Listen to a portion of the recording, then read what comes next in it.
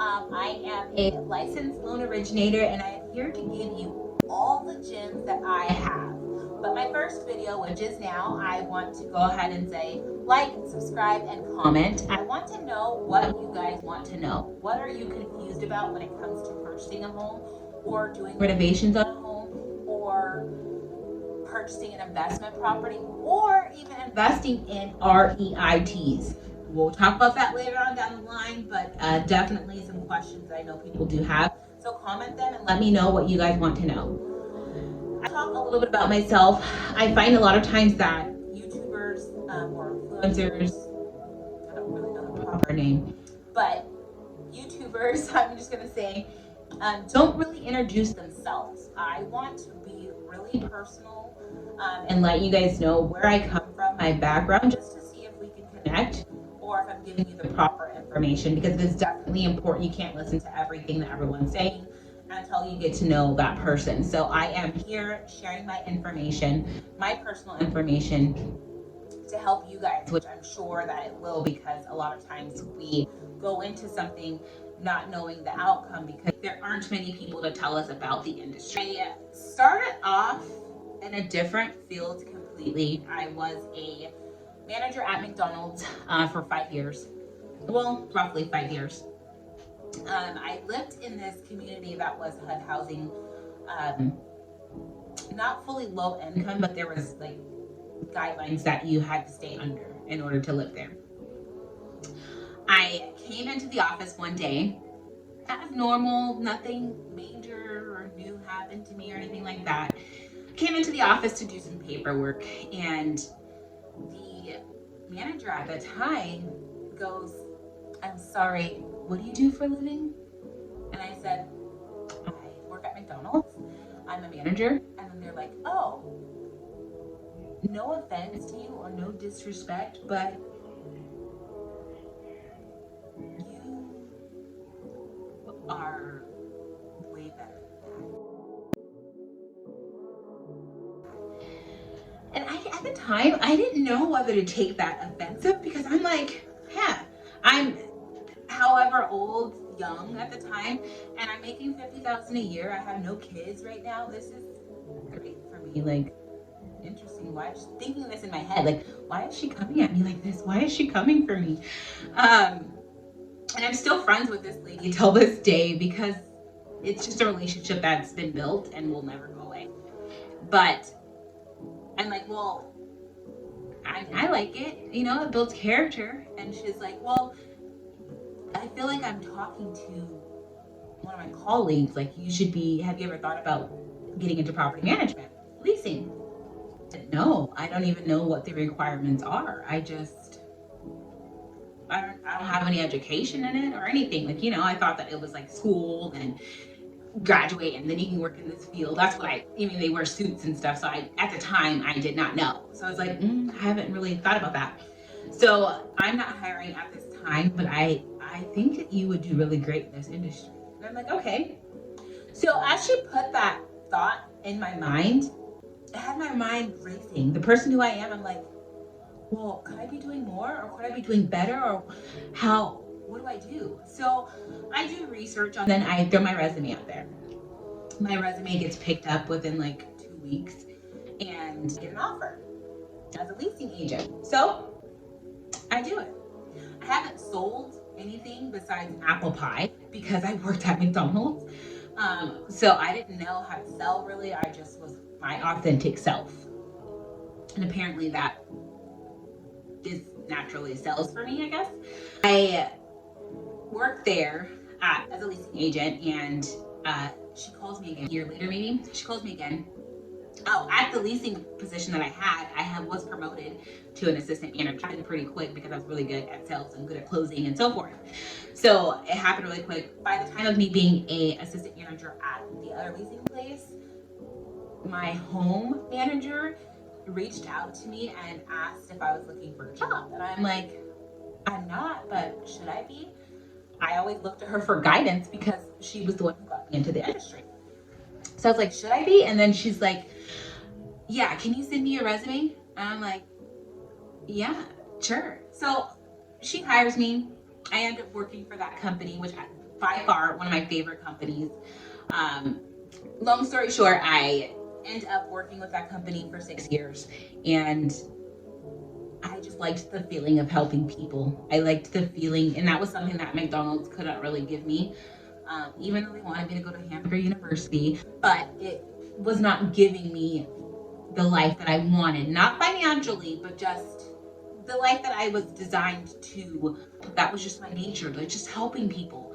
And so I end up staying in property management for a while, and then I was like, okay, well, leasing homes is great. You know, I'm helping them buy their or get their first apartment, or helping a family who was homeless at one point and is now no longer homeless. That was beautiful. But I said there has to be more. Like, I want to give more. Like, I got to a point in that industry where I was charging a lot for rents, and their rents were paying our mortgage. And I was like,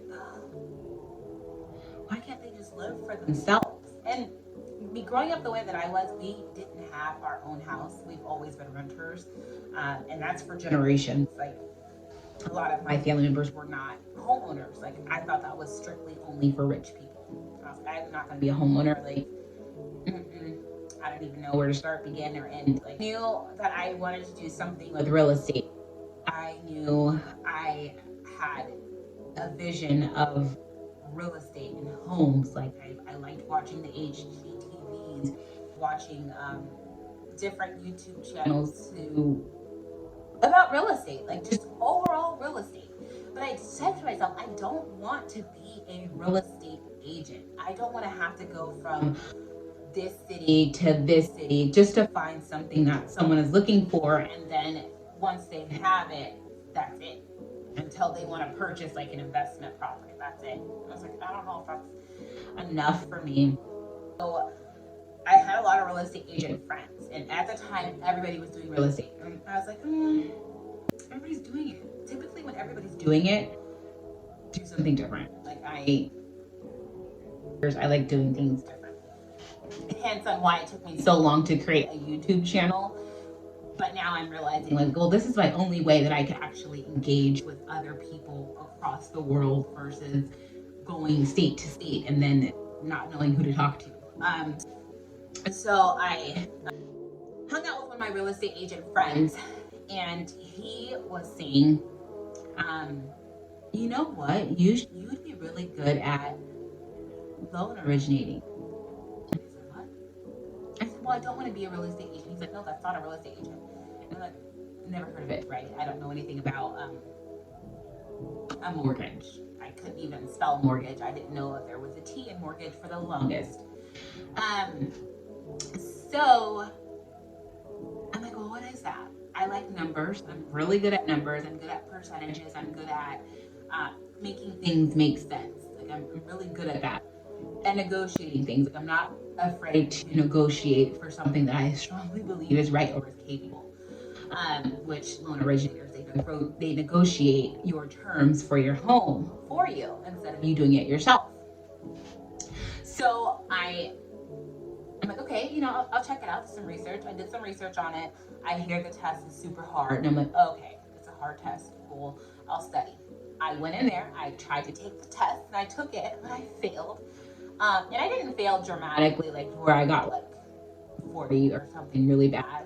No, I got 72, so it's 2 points away from passing, or 3 points away from passing, but I didn't pass. A fail is a fail, right?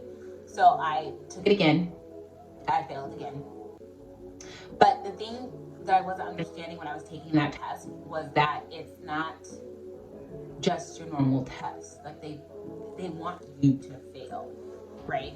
They want you to really understand what you're doing, right? So, which is fair, because anything before 2008, there wasn't any federal laws or anything. And so that's what happened in 2008, was because loan originators were taking advantage of clients because the clients were not protected. And so now this test is to protect the clients, which I 100% am all for, because a lot of the times the clients don't know. Hence on why I wanted to create a YouTube channel to help everyone understand. So I ended up passing. I got 84. And I worked for a pretty large lender.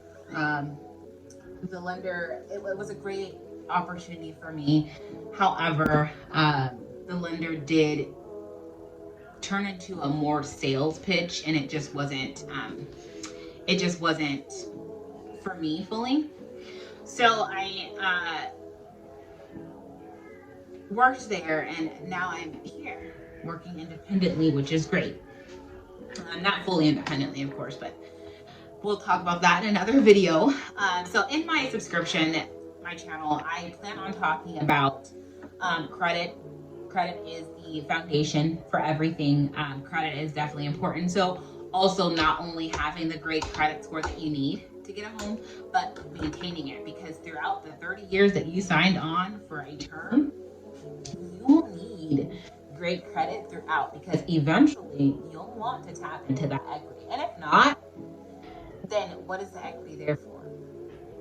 That's like the main question I ask people. If you don't want to tap into the equity to help your temporary financial situation, then what is the equity there for? Are you planning on selling the home and then getting the equity out from that way?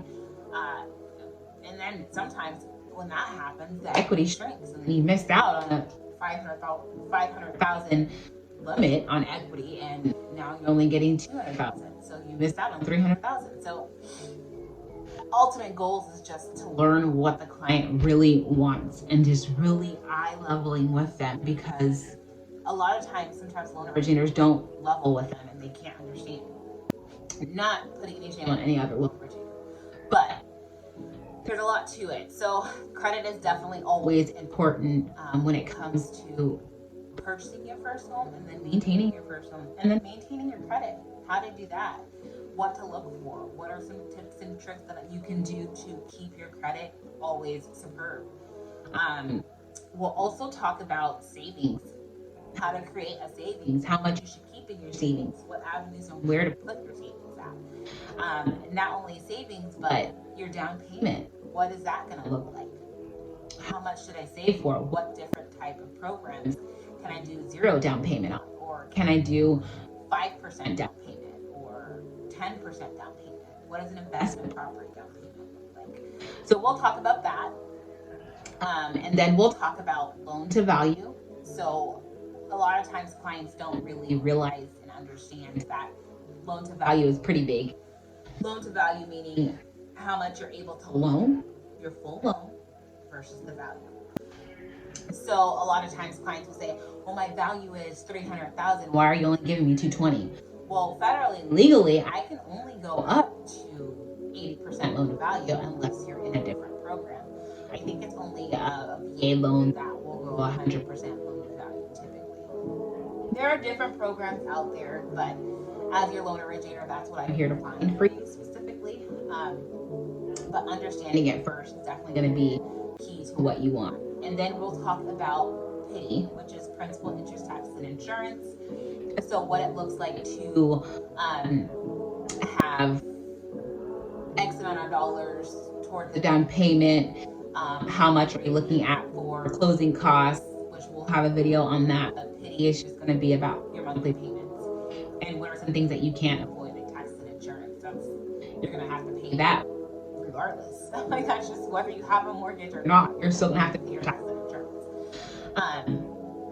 We'll talk about the closing costs, like I mentioned. We'll also talk about where to find good loan originators that are specifically for you, and where to find good realtors that are specifically for you. Those are 2 key points to mortgages that you always want to have 2 people on your back end that is on your side, because one, the realtor is going to find the home that you want, that you want a 3-bedroom house that's 300 or 3,000 square feet, then that realtor is going to go find that house for you in whatever area you're looking at. But then not only that, the realtor can't get you approved for something. They can reach out to their loan originator that most people do not know about, which is me. Like, comment, and subscribe. We're the ones who's getting you approved for that money, getting you the best interest rate that we can possibly find, getting you the cash out that you need for your renovations or your debts or whatever it is that you have. So a loan originator is key to your peace and having in your back pocket that that in a realtor is definitely important.